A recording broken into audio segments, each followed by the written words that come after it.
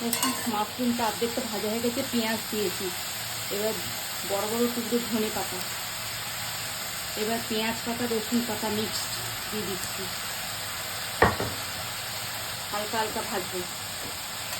3 রকম capsicum, green, red আর yellow.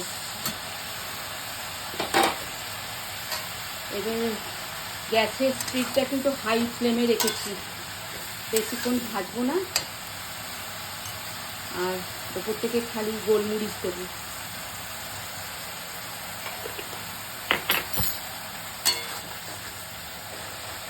বেশিক্ষণ ভাজবো না, 2 থেকে 3 মিনিট।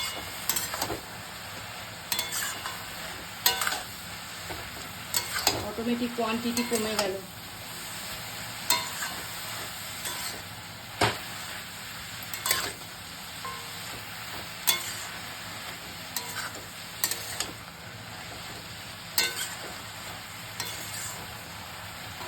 কখনো কখনো সবজির পরিবর্তে দুপুরবেলা এগুলো হালকাভাবে খেলে না খুব ভালোও লাগবে। স্যালাড আর এইটা, এগুলো খাওয়া যায় তো, ওই জন্য হালকা একটুখানি নেড়ে বন্ধ করে দিলাম গ্যাস।